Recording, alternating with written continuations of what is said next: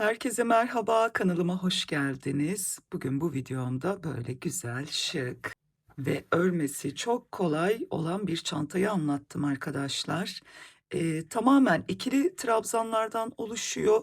Sadece bu üst yükseltide biraz sık iğne kullandım ve tabanını sık iğne ile ördüm.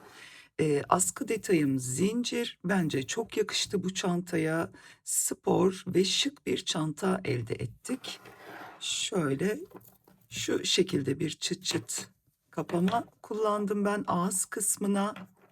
Bu çantada yerli rafya ve ince simli bir ip kullandım. Gümüş simleri olan bu antrasit zincirlerde çok yakıştı ve bunu takması da gerçekten çok pratik ve kullanışlı. Videoma geçmeden önce kanalıma abone olursanız çok mutlu olurum.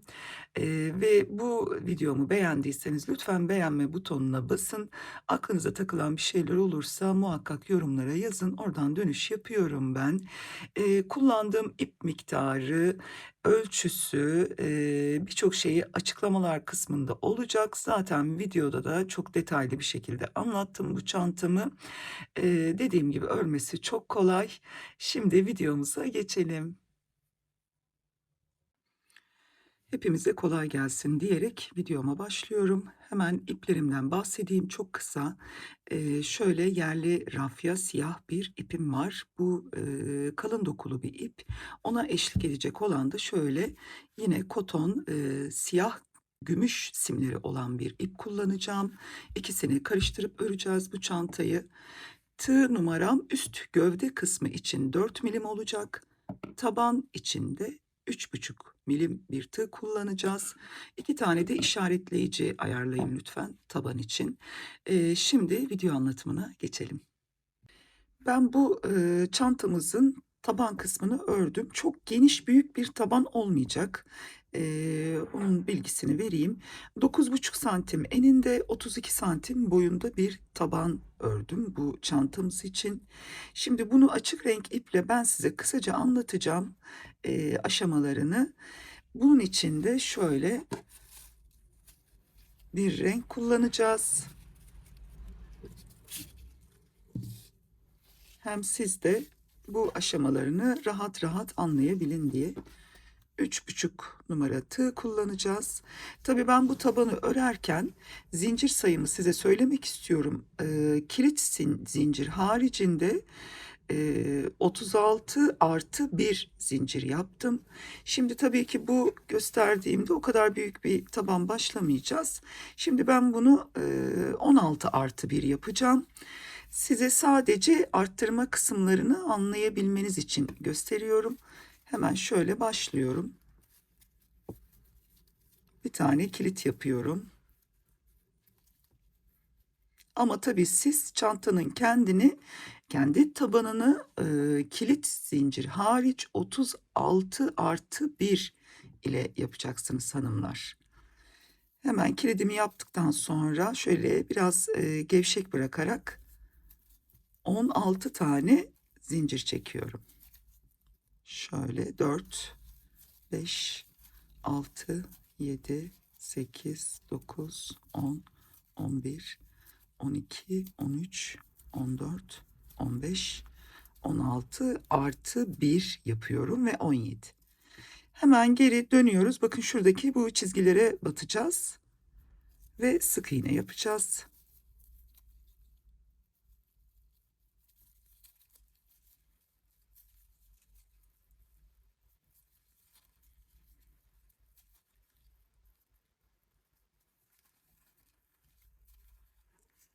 Bu şekilde bu arka tek çizgilere batarak sıra sonuna kadar gelelim. Evet, sıra sonuna yaklaştım. Hemen şuradaki son zincirime battım. Bu zinciri üste aldım. Yani şuradaki ipimizi üstünden aldım. Aynı noktaya bir tane daha yaptım ve bir tane daha. Şimdi gelen zincire tekrar sık iğne yapıyorum. Yani şu baştaki en son zincirimize 3 tane sık iğne yaptım. Burada bir arttırma yaptım hanımlar. Şimdi buradan devam ediyorum. Gelen ilmeklere batarak sıra sonuna kadar ilerleyeceğim.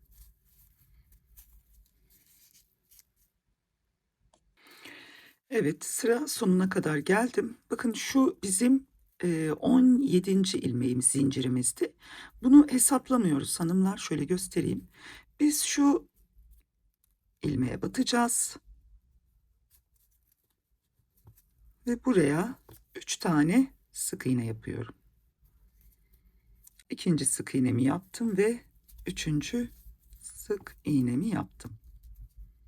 Evet, şimdi yine gelen ilmeklere birer birer sık iğne yapıyoruz.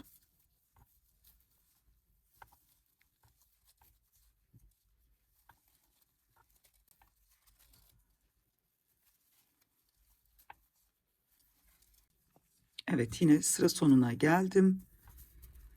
Son ilmeğime de sık iğne yapıyorum. Bakın biraz önce buraya 3 tane aynı noktaya sık iğne yapmıştık. Şimdi bunların her birine çift batacağız. Yani ilkine şimdi 2 sık iğne. Tabii şimdi biz bu sık iğneyi yaptık. Buraya bir işaretleyici yapıyoruz. İlk çiftimizin ilk sık iğnesine şöyle ve ikincisine de yine aynı noktaya 2 tane sık iğne.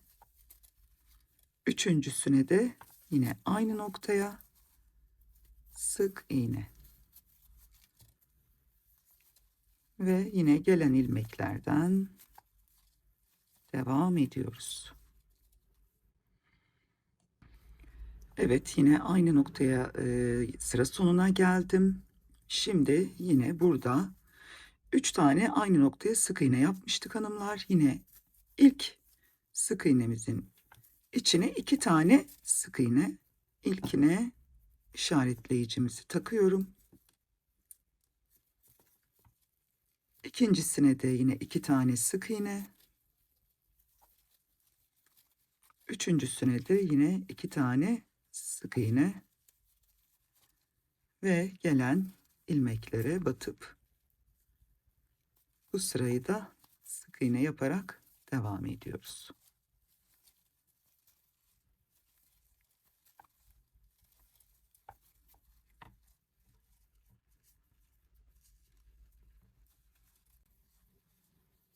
Evet, sıra sonuna yine geldim. Bakın şöyle oluşmaya başladı oval tabanımız. Hemen işaretleyicimi çıkartıyorum. Evet, şimdi buraya bir çift bir tek yapıyoruz hanımlar. Buraya çift, yani ilk sık iğnemizin içine çift yapıyoruz ve hemen işaretleyicimi yine ilk olanın içinden geçiriyoruz. Şekilde şimdi ikinci tek yapıyoruz.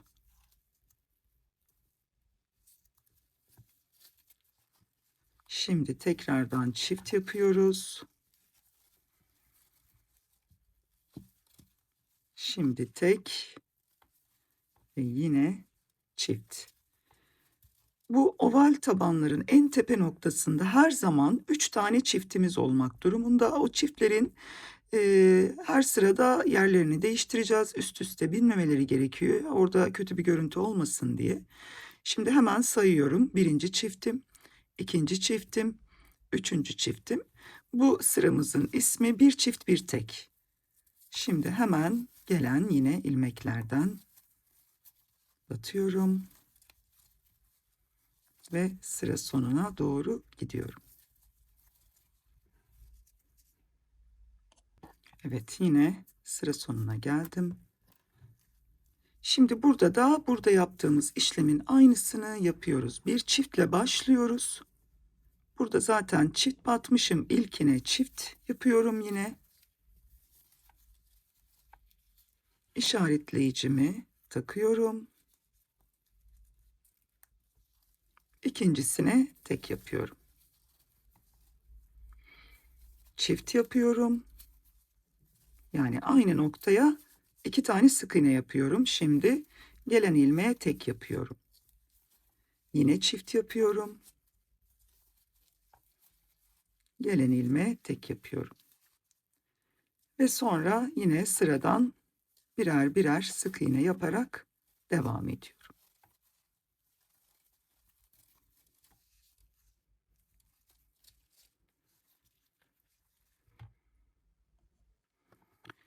Yine işaretleyicimi çıkardım. Evet, şimdi bir önceki sırada buraya çift batmışız. Yani bu sıra, bir önceki sıra bir çift bir tekti. Şimdi 2 tek bir çift yapıyoruz hanımlar. Hemen gelen sıraya bir tek yapıyorum. Sonra bir tane daha tek. İlk tekimin içinden işaretleyicimi takıyorum. Evet, şimdi buraya çift yapıyorum hanımlar. 2 tek bir çift, bu sıramızın adı. Tekrar 2 tek ve bir çift.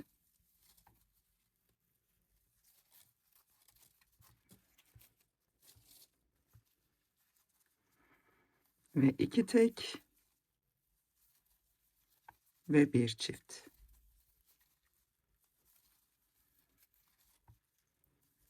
Şimdi yine tek örmeye devam ediyorum gelen ilmeklerime.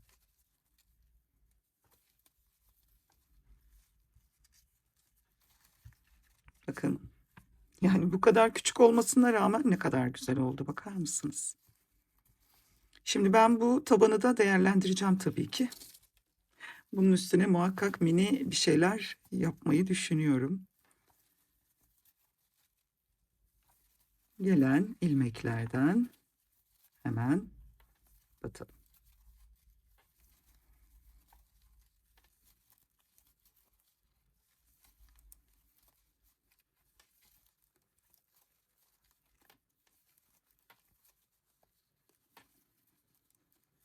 Ve yine geldik sıra sonuna. Evet, şimdi işaretleyicimi çıkartıyorum. Ve burada ne yaptıysam şimdi aynısını burada da yapıyorum. Bakın, yine bir çift burası. Hemen bu çiftin üstüne 2 tane tek yapıyorum. Ve işaretleyicimi takıyorum ilkine.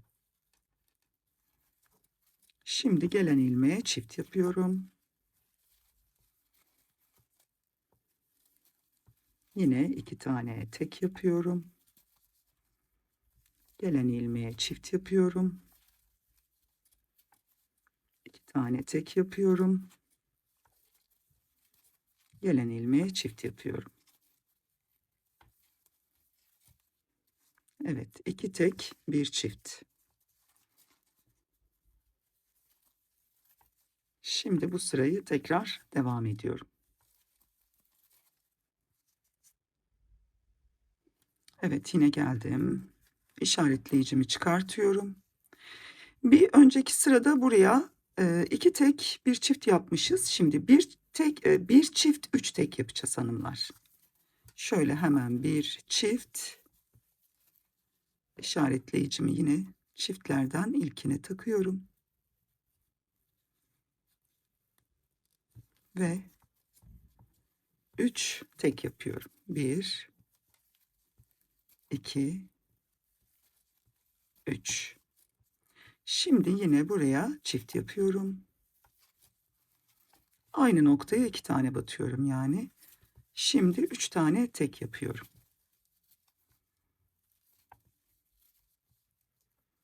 Şimdi bu noktaya yine çift yapıyorum. Bu sıramın ismi bir çift 3 tek. Çiftle başladık. 3 tane tek yaptık. Çift yaptık. Sonra yine 3 tane tek yaptık. Şimdi yine çift yaptık ve 3 tane tek yapıyorum. Ve gelen ilmeklere batarak sık iğnemi yapıyorum.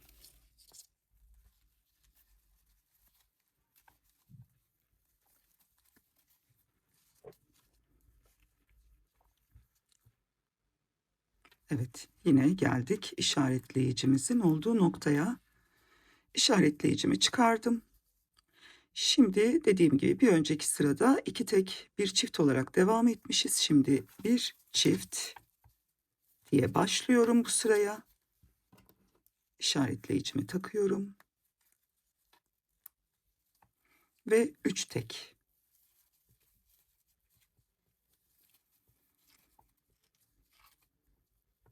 Üç tek.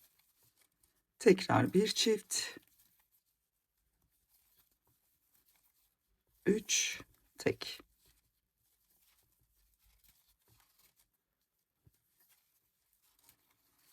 Tekrar bir çift.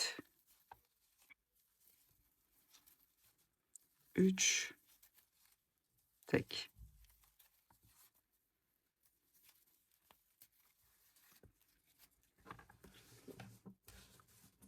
Bakın.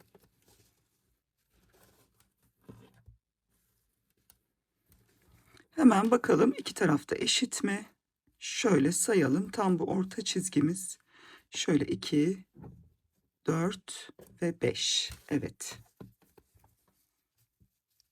Şimdi hanımlar, bu kısımlara artık herhangi bir arttırma yapmayacağız. Çünkü 3 tek bir çift olana kadardı. Yalnız bu ilmeği ben işaretleyiciyi buraya takıyorum. Çünkü çantamızın taban kısmını bitirme noktamız burası olacak. Ve buradan komple sık iğne yaparak tam bu noktaya kadar geleceğiz. Dümdüz bir sık iğne yapacağız hanımlar. Hiç arttırma yapmadan. Gelen ilmeklere dümdüz sık iğne yaparak ilerleyip tabanın çevresini dönelim lütfen. Evet. İşaretleyicimin olduğu noktaya geldim. Onu çıkarıyorum hemen. Ve buraya da şöyle bir sık iğne yapıp kaydırma yapıyorum. Şu şekilde. Evet, oval taban mantığını anlayabildiysek şimdi modelimize geçelim.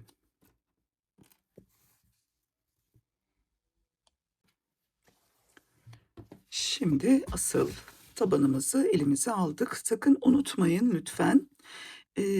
Bir kilit zincir yapıyoruz. Üstüne 36 tane zincir yapıp sonra 37'ciyi yapıp yani 36 artı 37 olacak. Bu tabanımızın sayıları. Ondan sonra geri dönüş yapıyoruz. Şöyle gayet güzel bir taban oldu. Şimdi buna bir üst artık gövde kısmına geçebiliriz. Hemen 4 milimlik tığımı alıyorum. İplerimi de alıyorum. Şuradan başlıyorum. Tam şu orta noktadan. Hemen ipimi alıyorum. Şöyle üstüne attım, bir kilit yaptım. Bakın şu simle karıştığı zaman gerçekten harika bir çanta olacak. Şöyle ilkini de sayarak 2 ve 3 zincir yapıyorum. Evet, bu çantamızı tamamen ikili trabzanlar şeklinde yapacağız hanımlar. Bu çünkü sim ve pul karıştırılan çantalarda çok fazla model sevmiyorum. Biraz yani modeli araya kaynıyormuş gibi geliyor. O yüzden biz böyle sade ama çok şık bir çanta yapacağız. Tamamen ikili trabzanlardan oluşacak çantamız. Bakın. Gelen ilmeklere ikili trabzan yapıyoruz. Bu çantamız ikili trabzanlardan oluşacak. Ama inanın çok beğeneceksiniz.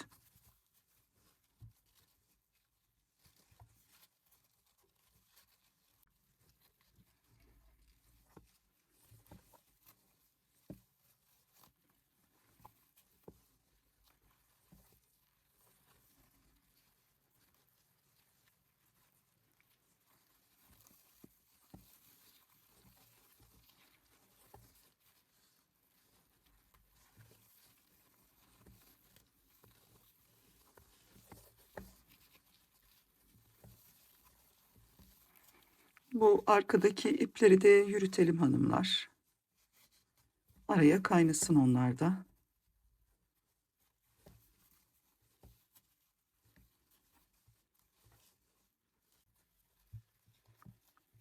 Evet, ben şimdi bu sıramızı örüp geleceğim ve tekrar burada buluşalım.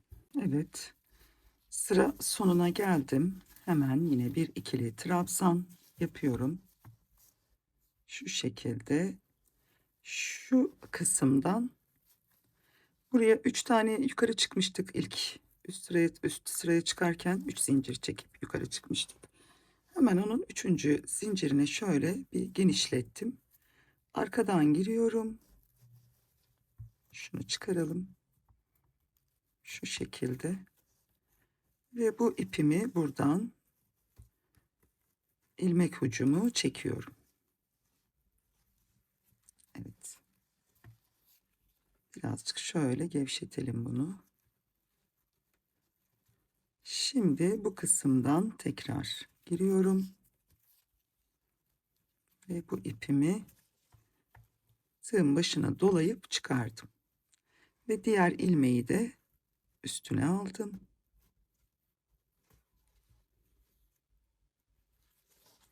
Ve ikisini bir çıkardım.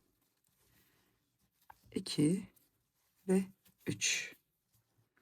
Sonra yine gelen ikili trabzanımın tepesine batıp yine bir ikili trabzan yaptım. Modelimiz bu şekilde olacak. Bakın, ışıl ışıl, gayet güzel. Hem sade hem de çok şık bir çantamız olacak. Bu simli ipler rafya iplerle çok yakışıyor. Ben çok yakıştırıyorum ama tabii simleri çok ince olacak. Daha bir klas duruyor diyelim. Böyle ikili trabzan örerek devam edelim hanımlar. Evet sevgili hanımlar, ben şimdi çantamızı biraz ördüm.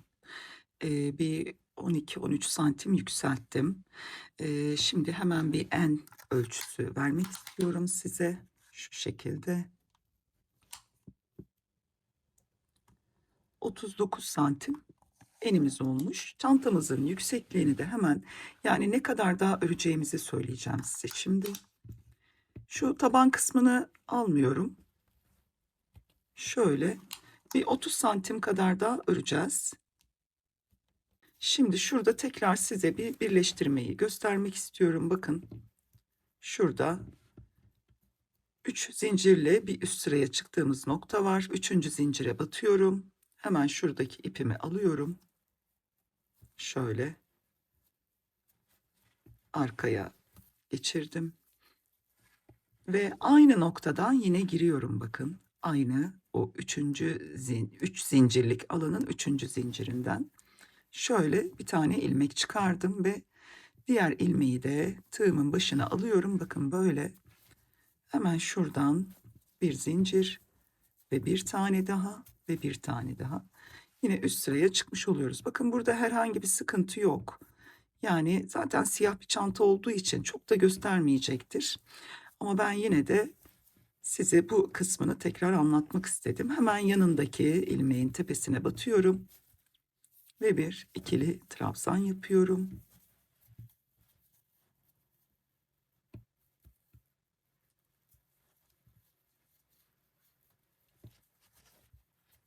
Şöyle. Yine başına doluyorum. Hemen yanındaki ilmeğin tepesine bakın. Yine bir ikili trabzan. Zaten çantamız ikili trabzanlardan ibaret. Hemen tekrar doladım. Yine bir ikili trabzan. Çok pratik, kolay bir çanta. Yazın elinizden düşürmeyeceksiniz, öyle söyleyeyim. Yani alçık bir çanta olacak bu çanta. Örmesi de hiç zor değil. Çok da hızlı ilerleyen, hızlı büyüyen bir çanta. Ve bu tarz sade şık çantalar genelde günlük hayatta çok kullanılıyor. Aklınızda bulunsun. Evet sevgili hanımlar, şimdi ben çantamızı bitirdim. buradaki ağız kısmındaki sayıları da çıkardım. Çantamı yalnız 30 santim dedim ama 28 santimde bıraktım. Çünkü bizim bir askı payımız da olacaktı. Onu hesaplamadım ben. O yüzden 28 santimde bıraktım çantayı. Yani bu yükseklik bizim için yeterli oldu. Eee, Şimdi de şu ağız kısmını size anlatmak istiyorum.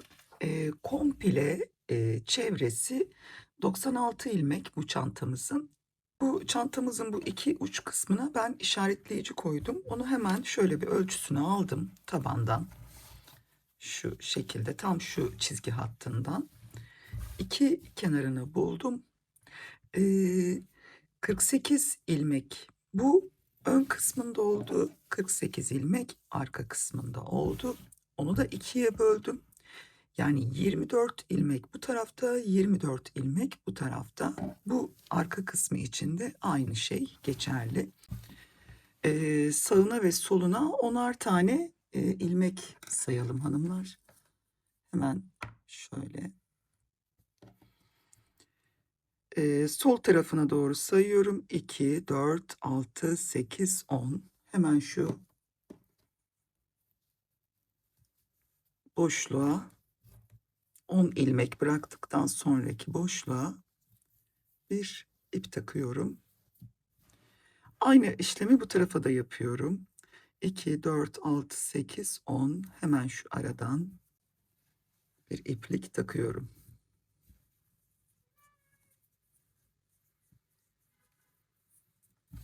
Evet, şimdi bu işlemi aynen bu tarafa da yapalım. Orta kısımdan 10 tane sayıp 11 ile 10'un arasına bir işaretleyici takalım. Buraya da o şekilde yapalım. Evet hanımlar, tam bu işaretleyiciyi 10 ilmek saydıktan sonraki işaretleyicinin bakın 11. ilmeğin tepesinden şöyle ipimi alıyorum.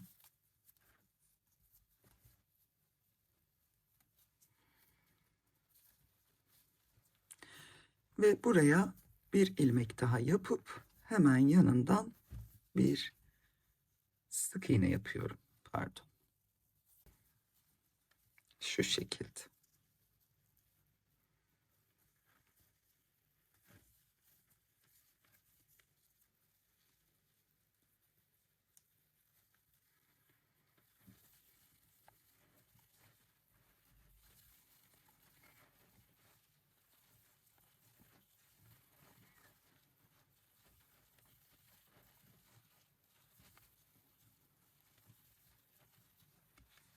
Şöyle sık iğne yapıp buradaki işaretleyicime kadar devam edelim.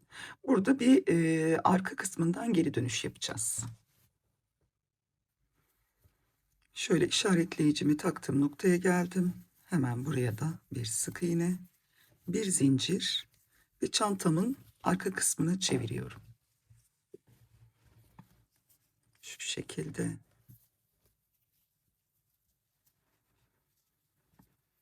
Ve buradan bu araya değil de buraya batıyoruz hanımlar. Şöyle bakın.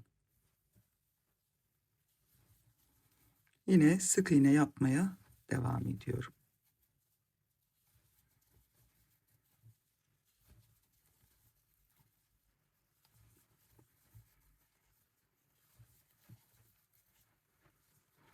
Bu başlangıç noktamızda görüşürüz. Şimdi tam ilk başladığım noktaya geldim. Bakın burası. Şimdi buranın da tepesine batıyoruz. Burada bir zincirle başlamıştım. Tam o zincirin tepesinden battım. Yine bir zincir çekiyorum ve çantamın ön yüzünü çeviriyorum. Yine burada şöyle bakın şu hatta dokunmuyorum, yani şu araya batmıyorum, ben buraya batacağız.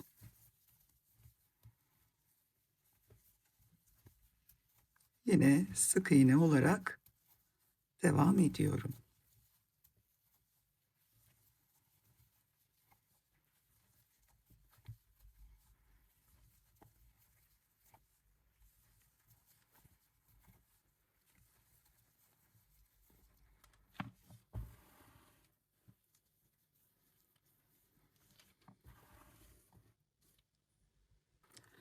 Tekrar sıra sonuna geldim. Hemen buraya bir tane ve bu döndüğüm zincire bir tane sık iğne yapıyorum ve bir zincirle çantamın arkasını çeviriyorum.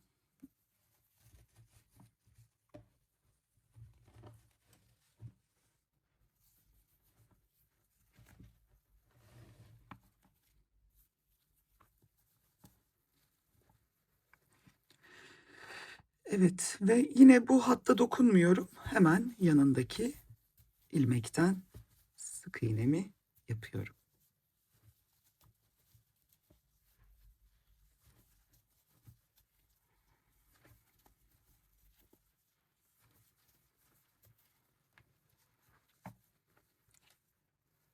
Evet.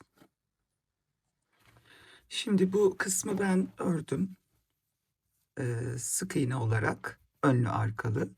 Şimdi arka kısımda burada bitirdim. Çünkü bunun üstüne ben zaten bir sıra daha sık iğne öreceğim. Şu ağız kısmını güzelce toparlamak için. Şimdi aynı işlemi bu tarafa da yapalım. Üstüne de vereyim hatta. Bakalım. Evet, 4,5 santim örmüşüm. Şimdi aynı işlemi bu tarafa yapalım.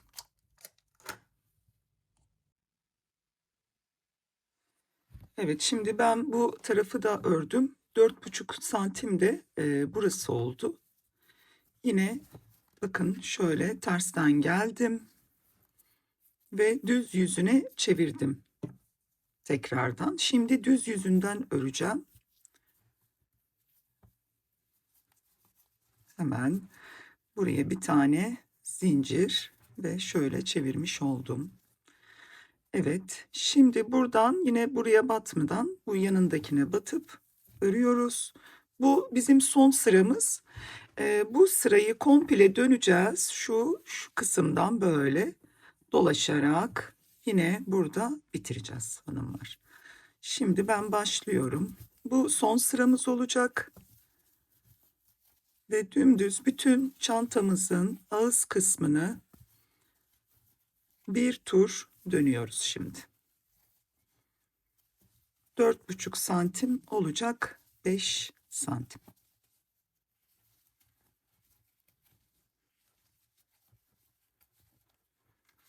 Evet, şöyle göstereyim.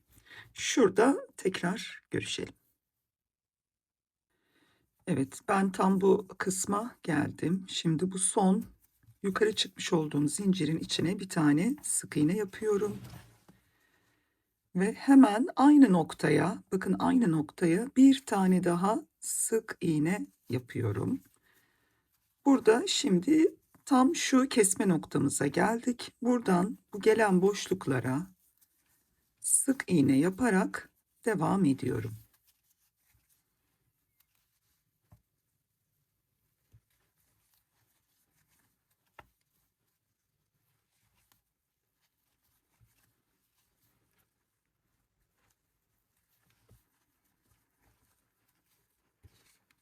Şöyle bakın.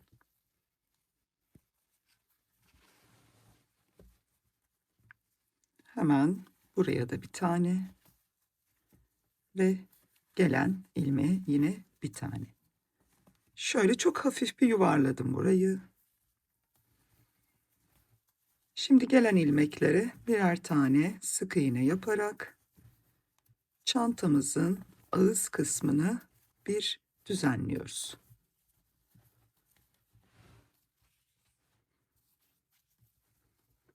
Şimdi en son sırama sık iğneme başladığım noktadayım. Şimdi buradan itibaren şöyle bir kaydırma yapacağız. Bütün çantamızın ağız kısmını.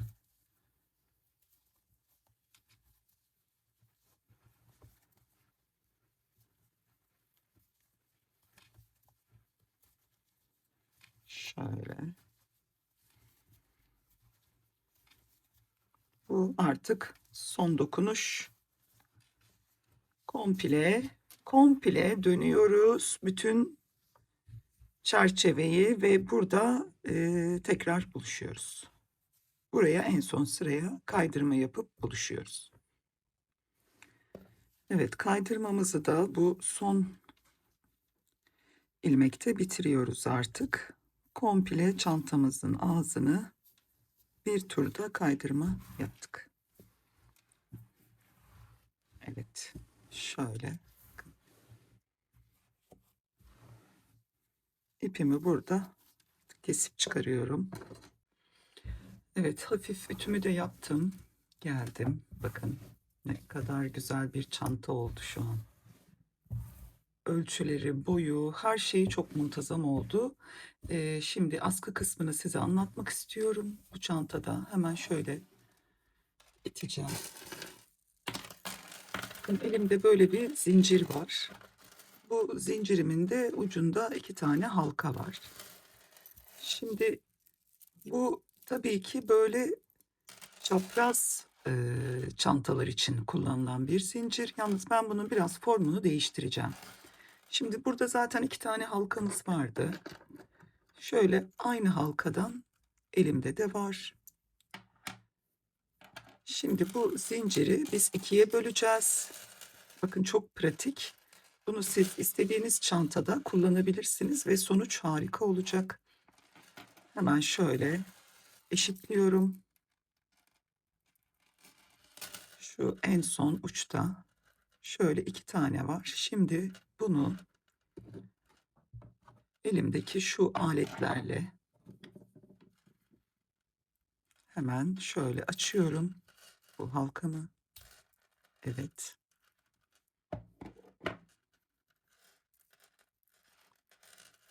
Şimdi hemen bu halkayı ben geri takacağım tabii ki. Herhangi bir zincir eksikliği olmasın çantamızın askısında. Sadece birbirinden ayırmak için kullandım. Evet. Buraya ait hemen bunu tekrar yerine takıp şöyle penseyle sıkıştırıyorum.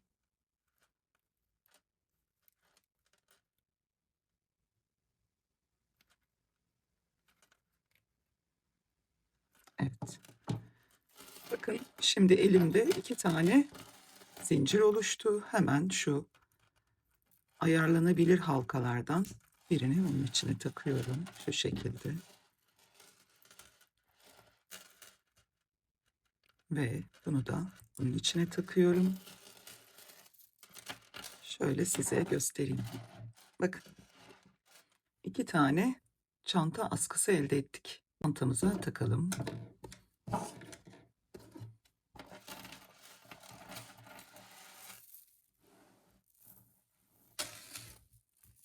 Şöyle alıyorum bir tanesini.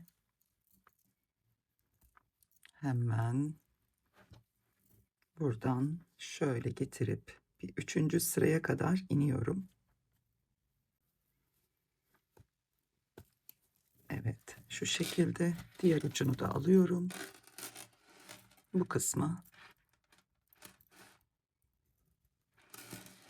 şöyle takıyorum.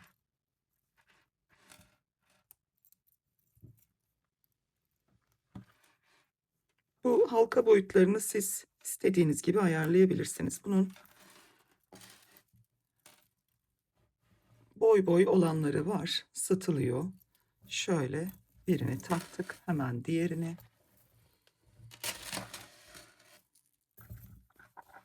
Tabii şu ipimi bir araya alacağım. Şuradan.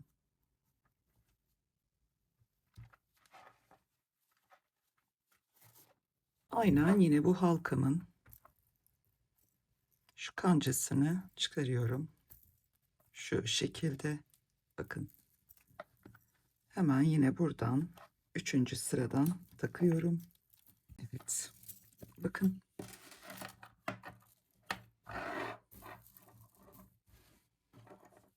Gerçekten çok hoş bir askı oldu. Hem de yani standart askılardan çok daha farklı bir askı elde etmiş olduk.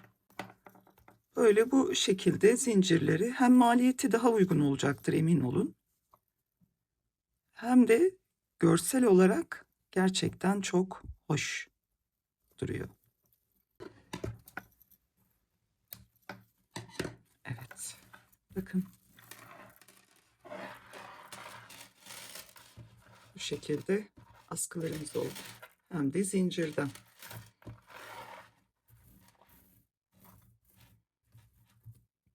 Evet. Bu kısma ben çıt çıt takacağım hanımlar. Ya tabanına bir yuvarlak ya da kare bir taban yapıp örerim yani. Onun üstüne çıt çıtı geçirebilirim ya da çıt çıtın direkt kendisini dikebilirim. Ama çantamız burada bitti. İsterseniz astarlayabilirsiniz ama bence çok da gerek yok. Zaten çok sık dokulu bir çanta oldu. Tabanımız da sık iğne olduğu için bu şekilde de çok rahat kullanabilirsiniz. Daha uzun ömürlü olsun isterseniz tabii ki astar da takabilirsiniz. Zaten çok kolay takılacaktır bunun astarı. Dümdüz bir çanta çünkü. Ama örmesi, ilerlemesi çok kolay bir çanta oldu. Çok keyifli ördüm açıkçası. Anlatması da güzeldi. Şimdi videomu burada bitiriyorum. Bu çantamı beğendiyseniz lütfen beğenme butonuna basın. Kanalıma abone olmadıysanız abone olmanızı rica ediyorum. Aklınıza takılan herhangi bir soru varsa yorumlara yazın. Oradan geri dönüş yapıyorum. Bir başka projede görüşmek üzere diyorum. Hoşça kalın, sevgiyle kalın hanımlar.